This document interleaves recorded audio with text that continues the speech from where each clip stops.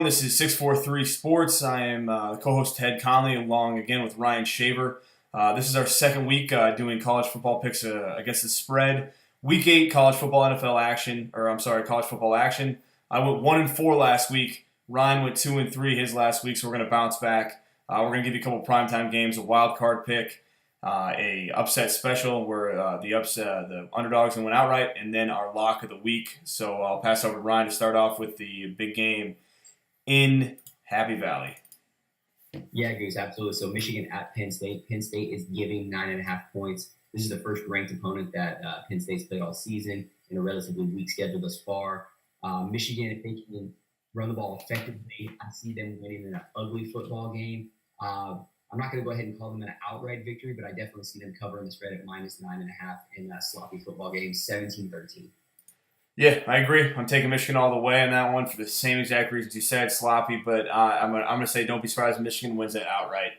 They're back against the wall. I think Harbaugh coaches them up, but I'll say the same thing. I'll go with a 17-13 prediction too. Take Michigan plus 9.5.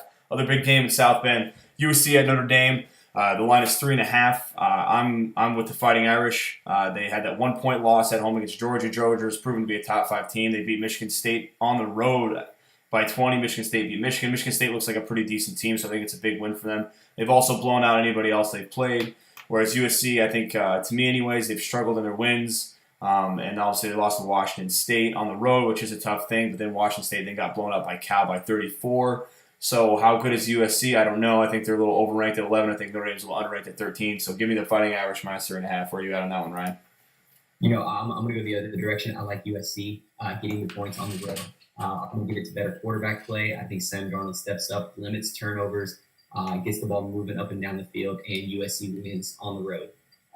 My next game, I'm going to go to my lock of the week, Goose. I got Louisville at Florida State. At the beginning of the season, probably everybody circled this matchup on the schedule, looking at the Heisman Trophy win versus the good Florida State defense, who, regardless of their loss or victory against Alabama, would have been a top 10 team. Florida State is averaging 21 points a game since DeAndre Francois' injury. I think Lamar Jackson is worth 21 points alone. Give me Louisville +6. Roger, yeah, so that's not a bad pick.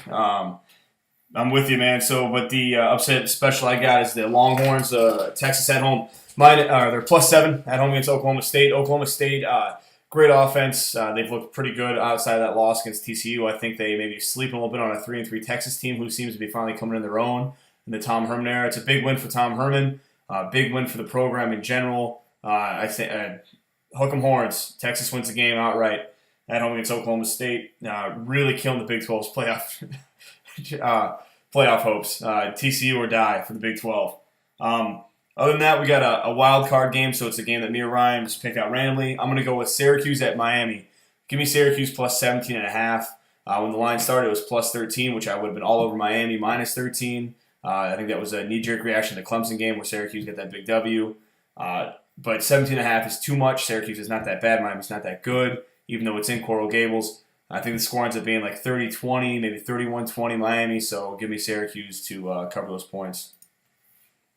Gotcha. I like it. I'm going to take another Big 12 matchup. I'm going to take Iowa State at Texas Tech. Texas Tech is -7. The over/under is set at 70. When you get in those 70 digits, I'm a little leery of a couple of teams putting up that many points. Is it capable? Is it likely? Sure, but I'm going to take the under in that game. And then I'm going to shift over to my lock of the week. Boise State is hosting Wyoming, -14. Josh Allen, can you show me something? Boise State played a pretty good schedule. They beat Troy, who beat LSU, lost in triple overtime to Washington State, and beat San Diego State last weekend. So I like the Bronx on the blue turf. It's 14 lock of the week. Yep, my lock of the week, I'm going back to the one my only win last week was the UCLA overpick. I'm sticking with it. UCLA, Oregon. Games at the Rose Bowl. Oh, the total set at 68.5. UCLA has allowed under 45 points one time this season. That was Colorado 23. Oregon has got injuries. Their offense is struggling. I still think they're allowed to could put up 30 points. UCLA could put up 40. You're already at 70. There's your over-under. There's your over, even if it may go over. So UCLA's inept defense and their somewhat competent offense.